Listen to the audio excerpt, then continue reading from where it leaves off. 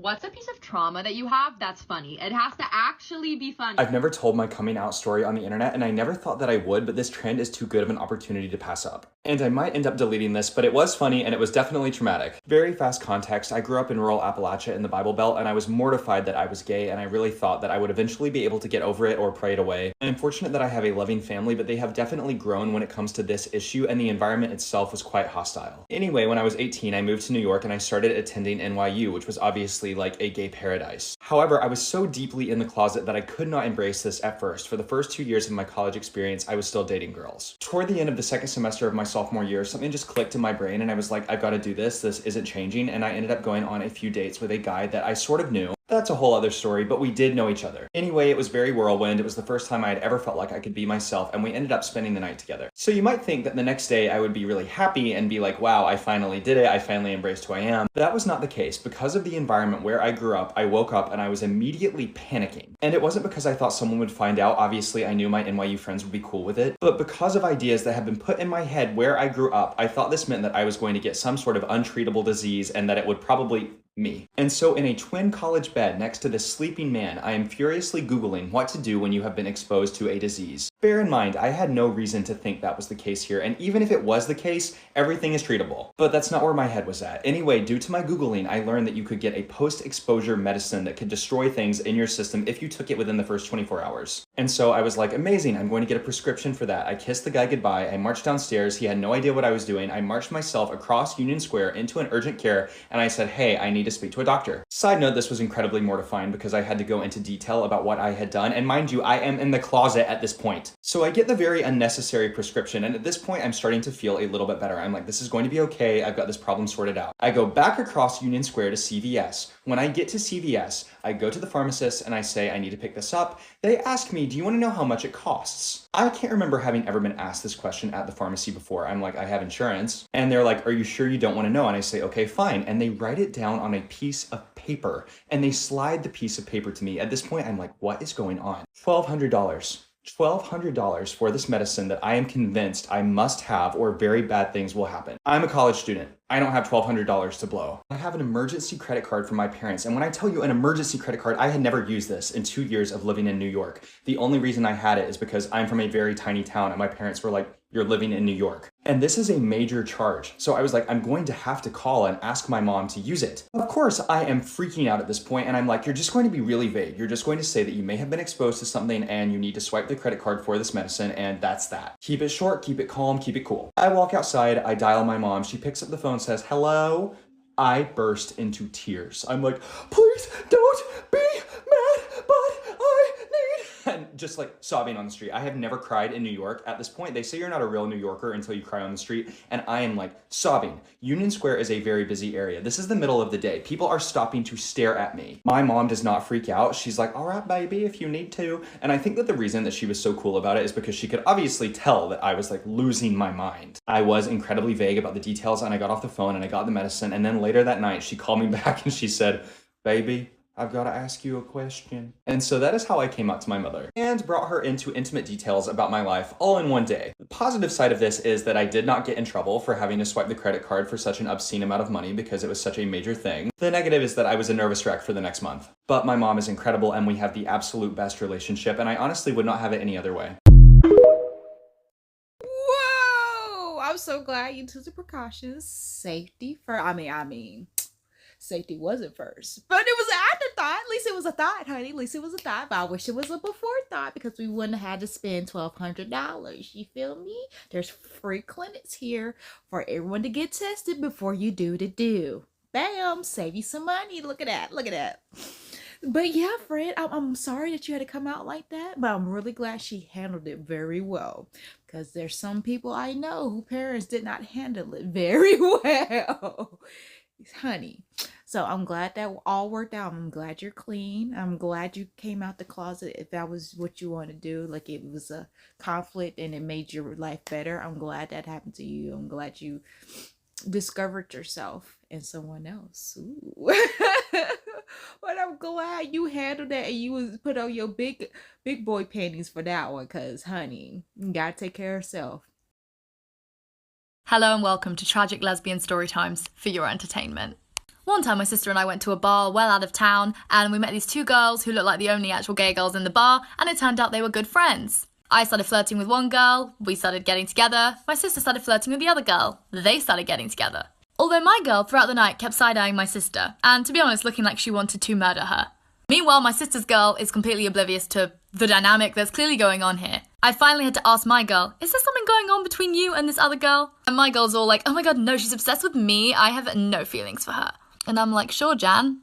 So against our better judgment, we go back to this girl's house to have an after party. And the after party was just my sister having her dynamic with this girl and my girl just fucking death staring her the whole time, ignoring me like I wasn't even there and looking really upset. Lesbians are crazy. What was going on there? So like, okay, the two girls were friends, but one of the girls had more feelings than just friends. She wanted to be more than just friends. And was hating on your sister? Like, come on now. Just because you didn't share your feelings with your friends, or your friends didn't reciprocate the same feelings that you have, don't take it out on my sister, because those are fighting words. And how you gonna mess up a good time?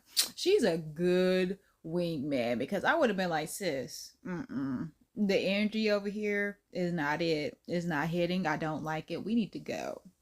So kudos to you for letting you and your sister get her Mac on. I hope. Well, I don't know, because if this friend is going to be like a lifelong friend, like that's childhood friend, like they're going to be friends for life, I don't think you want your sister dating this girl if she going to have a hater friend. Like, that'll be weird. She going to be doing random stuff, or like the energy's going to be off all the time, like they can't hang out. Like, that's weird. That's weird. I don't know about that friend. I don't know about that one, friend. A few months ago, I was talking to my friend, having a chit-chat of a time, having a little conversation, and then they said to me, can I tell you something? Can I be honest with you? I said, you can tell me anything you want to. And then they looked at me and they said, I don't like trans women. I'm like, whoa. I was confused. I was like, my friend's transphobic? And I was confused because what I had understood from my friend was his point out. They were a lesbian. They said, hold up, I gotta tell you something. Hold on, give me a second. So I ready my ears up. I listened. I perched up. I needed to know what they were about to say. They said, I don't like trans women because they still got their man bits. And I'm like, but they're still women. You're lesbian. You like women. And then she said, yeah, but I don't know. I wouldn't date any of them. I'm like, but do you still like their dream? You don't have to date them. You don't have to date them. You know what I'm saying? That's your preference. You don't have to date who you ever don't want to date. You're not forced to date anybody. I'm just curious, do you like them as people? And then that's when she hit me with a lore drop. She said, I don't know if I like that either. I said, why don't you like it? What's going on? She said, because they're taking away what it means to be a woman. I said, you're not in competition with trans women. You're not. There's no competition going on. There's none. There's no competition. There's just like, you all are women. That's the whole thing. And she said, nah, because I'm a lesbian. I love women. Right? And I said, all right, okay, I'm grasping. I'm picking up what they're putting down, trying to pick it up, but they're putting it down. I'm leaving it on the floor. They said, I don't like trans women because they think that I'm going to date them because by virtue of them saying they're a woman. I said, that's disingenuous to their journey. And then she said, yeah, but, well, think about it like this. And I said, I'm thinking, like, say a gay dude doesn't like the woman bits and see a trans man. I'm like, okay. You think they date that trans man? I said, I don't know. I have no clue. I'm not really sure what's going on. And then she said, well, my gay friends don't date trans men because they want men, not trans men. And I'm like, is that not transphobic? That feels transphobic in what I think. That's what I feel. And she said, yeah, but that's just the reality of the situation. If they transition fully, maybe. And I've said that's disingenuous to their identity in general. It really is. And she said, that's my preference. And I said, your preference is fine, but that's still disrespectful to the whole experience. It just feels like, I don't know, it feels like a bit of a weird thing. After talking back and forth, we eventually, parted ways. And I haven't spoken to them since, but I think about that a lot. Is that like a common thing? Is that real? Does anybody else experience that?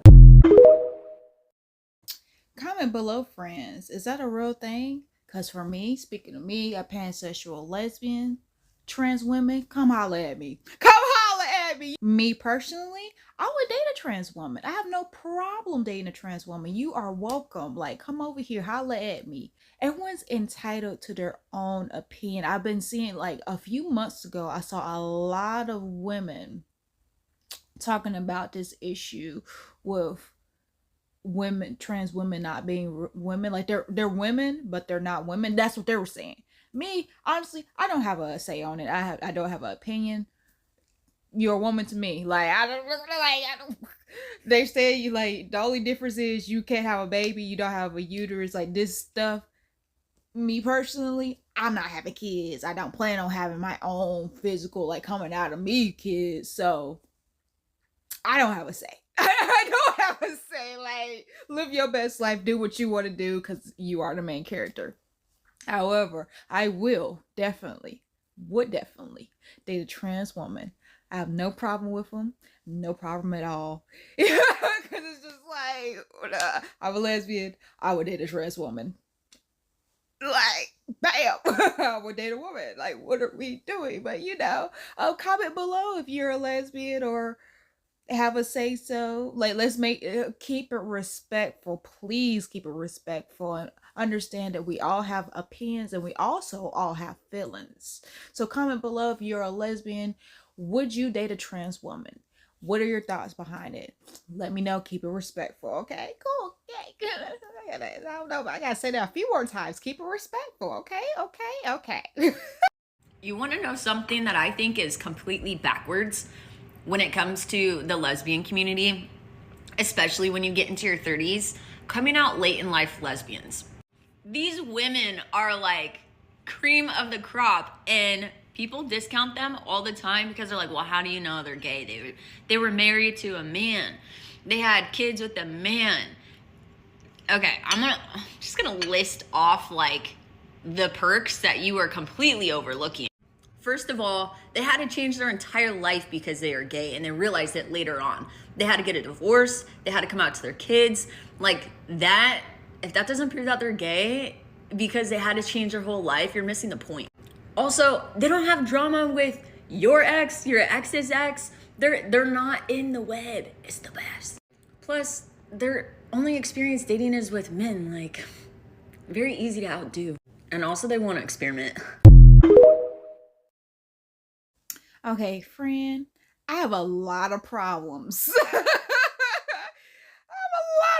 With what you just said. The last 2 days was the main reason. Like, what are we doing? This is why maybe it's these new baby lesbians. These new lesbians, because as an OG lesbian, I can't even say OG lesbian because I'm under 30.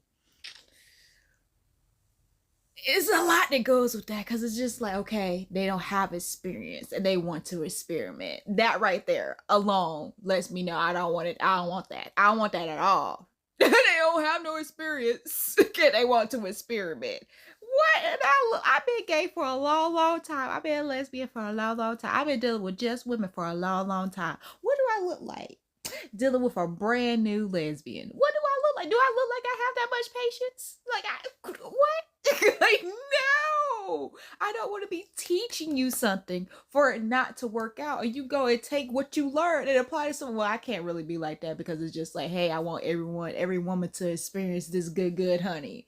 Everyone, if I can't give it to you, I hope somebody else give it to you. Like, they put it down for you. So I can't be like that. But it's just like, I didn't put in my hard work on an emotional surface, on the emotional part of it, like just on the emotional part. I did all of this to help you understand how to be with a woman, and you just gonna leave? Like, if we break up, you just gonna go and take that somewhere else? Like, you didn't have to go through what I had to go through to understand how to deal with a woman. This is why I'm single now, because I have went through some stuff to make myself better equipped to be with a woman, to be what a woman needs me to be. And you telling me now I'm about to give all this knowledge that I just acquired to a brand new lesbian just like that, and just for them to leave me? You know what I'm saying? Like, that's a lot of stress and like a lot of work. That's a lot. And you're telling me I'm just confused with why you think that's a plus. You must have time to just spare. Or is it like the pool's that empty that you have to go and a brand new, a late blooming lesbian. Let's go to the fact that they have kids right there. They had kids with this man. I am so tired of women lying to themselves. Like, are you telling me that this woman has lied her whole entire life? Lied so much, lied enough to have a kid with this person? Like, that's what I'm saying right there. Because I know some people are like, well, I let this person peanut inside of me because I love this person. Okay, I can see that. Okay, I get that. But if you're letting this person climax and you're not climaxing, like, what are we doing? Well, no, we're not doing that. You've been doing this for a long time. You let this, like, that lets me know you let this person climax in you if you have a kid. But you ain't been climaxing this whole time? Like, you telling me that you never knew you were a lesbian? Like, that's my definition of lesbian. That's why I'm a lesbian, because I don't hit that notes with no man. This is all women. So you're telling me that you hit this note with this man? I'm assuming, because you're not telling me that you spent all this time of your life not climaxing when he has climaxed because you have kids. So he's climaxed, but you've never climaxed? What are you saying to me right now? How are you finding out that you're just a lesbian? Like, I need to understand what made you figure out that you're just a lesbian when you've been married and have kids with this person. So make it make sense to me, because I'm trying to wrap my head around it. You've let this person climax inside of you multiple times. I mean, come on now. This person you're with, if it's a guy, he's had to climax a few times. And you're telling me that you've never felt that satisfaction in your life? But now you're gay? Like, I'm trying, but I'm not getting it. Because I'm just like, what are you talking about? Like, I understand there's some late lesbians in life, but I'm a little lost about the late lesbians in life with kids. Like, you actually let someone peanut inside you and you gave birth to these kids. That's where I'm not understanding. There might be a scenario where that makes sense, but right now, right here where I'm at, it does not make sense to me. Because that'll be you telling me that you've never peanut in your life. You've never had the satisfaction of peanutting. But you have kids, though. You are an unselfish person. You've been lying to yourself all this time. And that's another reason why I just don't want to be with you, because you've been lying to yourself and everyone around you. You about to lie to me. And the fact you ain't never felt that satisfaction. Oh, baby, I'm so sorry. I'm so sorry, baby. But honey, I don't see it. I don't see it. The kids got me. Yep.